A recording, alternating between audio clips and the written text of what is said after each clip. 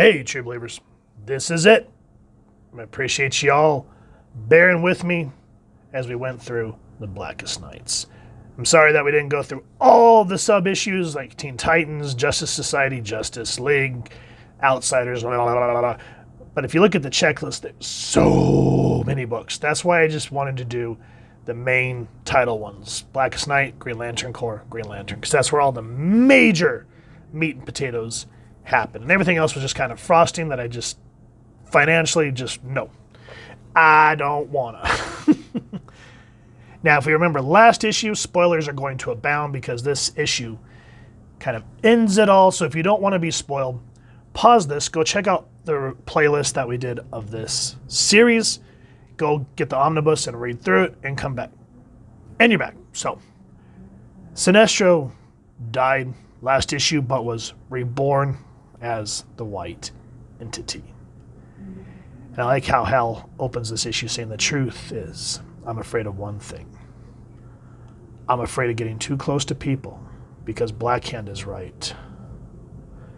Eventually, everyone will die. A poet once said, and if I pronounce this Latin wrong, feel free to make fun of me, but it's carpe diem quantum minimum credela postero, which meant seize the day, trusting as little as possible in the future.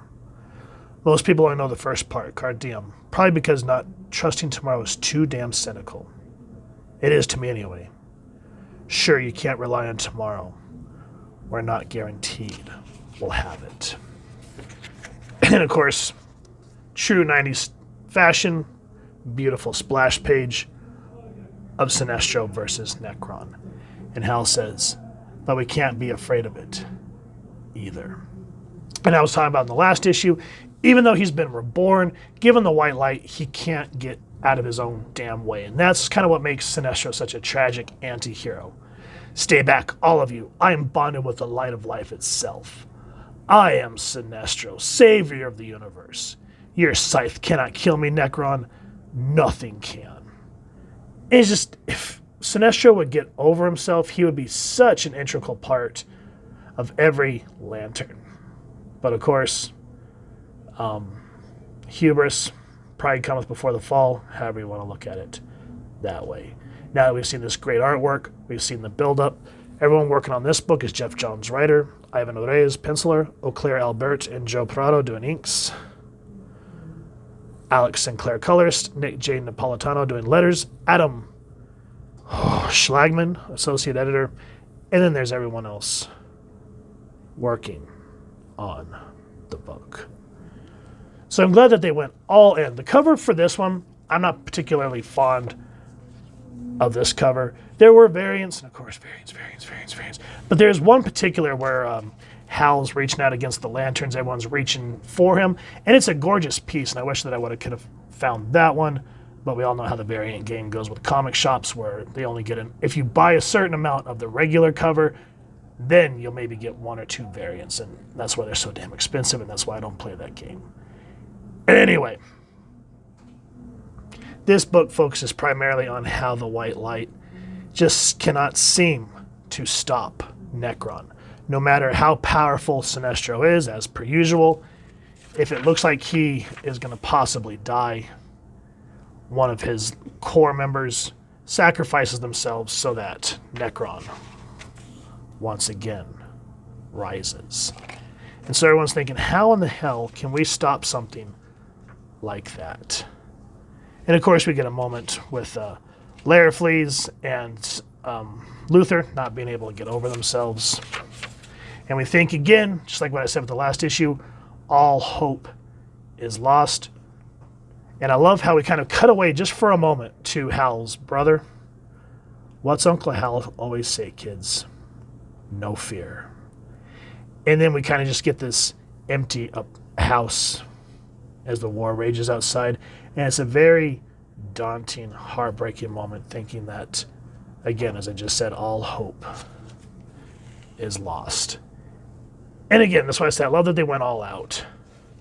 Even though I'm more of a fan for traditional artwork, still, not CGI, but computer coloring and whatnot, Gorgeous splash page nonetheless, because this was traditionally penciled. So everything else on top of it still looks great. Even that creepy-ass Aquaman with the skinned teeth in the background. Beautiful piece. Now it's Dead Man. If you remember last issue, or not last issue, but towards the beginning of the Blackest Nights, Dead Man's corpse is violated and becomes a lantern, a black lantern, which allows him to kind of hop. And I don't know what series it was. If you guys know which book he kind of jumped through in the Blackest Nights, let me know. We may go over it. But he's able to possess Guy Gardner and tell everyone who the tether for Necron is. And they have to destroy that tether in order to destroy Necron. And the best part, and this kind of resonates again at the end of the book, where Necron's saying, "Death is your destiny, Sinestro, as it is yours, Hal Jordan. Like the others who came back from the dead, you did so because I allowed it. No more. I want peace again." And Hal says, "You may have opened the door, but I was the one who walked through it." And it's Barry who really hits the nail on the head. He says, "Life doesn't give us purpose, Blackhand. We give life purpose." And of course, Superman, under Necron's control, says, "Not after I'm through with you, Hal. You do too, Superman. Doomsday put you down, but you got back up again. Everyone you think you allowed back did it themselves, Necron.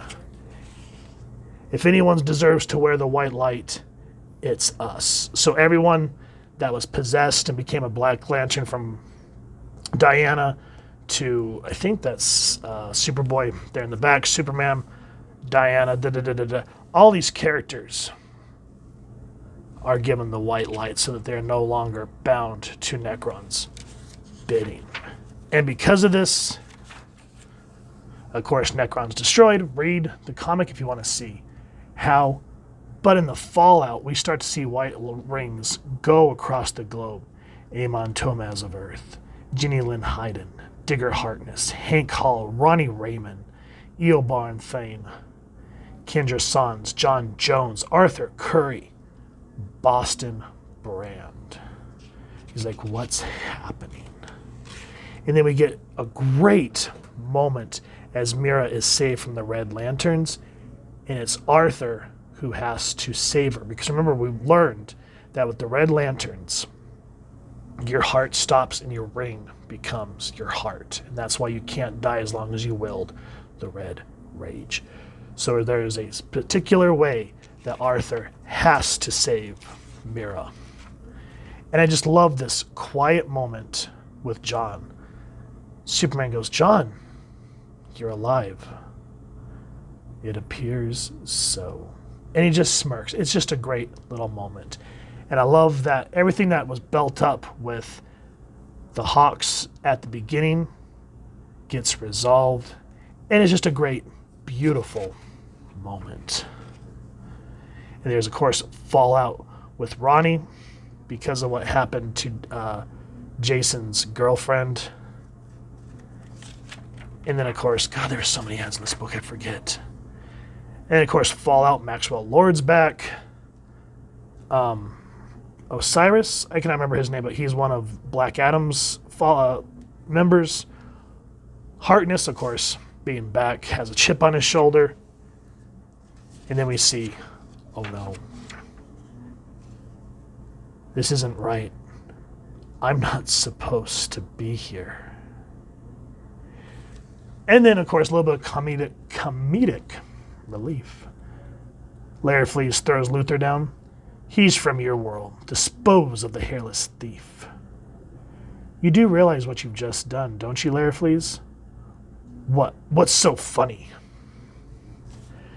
You finally gave someone something, you ridiculous rodent. And of course, Globulus,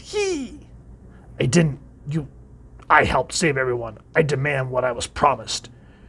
You belong to me, Blue One. So we kind of wonder what's happening with Sade, where we're going to go with the Indigo Tribe, and why there's now a White Lantern in the middle of the U.S. So I like that as Blackest Nights ended, there's some hope. There is uncertainty, as Hal echoed back at the beginning of the book, saying that we aren't promised tomorrow, but we can't be afraid of it. And it's just a heartbreak that I remember after Blackest Nights, I dove headfirst in the Brightest Days, and I couldn't get into it. There were some cool moments, but I felt like John's at this point lost a little bit of steam, because after that, the Green Lantern War was awesome, but Brightest Days is just not a highlight of the DC universe. But this had to go over. Hope you all enjoyed it. Thank you for sticking with me as we went through this series, and I hope that it kind of inspired you all to read through it. Love to hear your feedback and your comments on your reading of this series. So if you've enjoyed what you've seen, please first and foremost support your local comic shop or wherever it is you like to get your comics and action figures. And if you've enjoyed this review, we really would appreciate if you take a moment to hit like, share, and subscribe, as well as that little lantern bell next to subscribe. That way, as we continue to upload content, you guys get notified. Come to the channel, and we love talking with y'all and hearing your thoughts and feedback down in the comments below, or social media pages, which I'll make sure to leave the links down in the description. So with all that said, I hope y'all continue to have an absolutely amazing day reading, and happy hunting, true believers.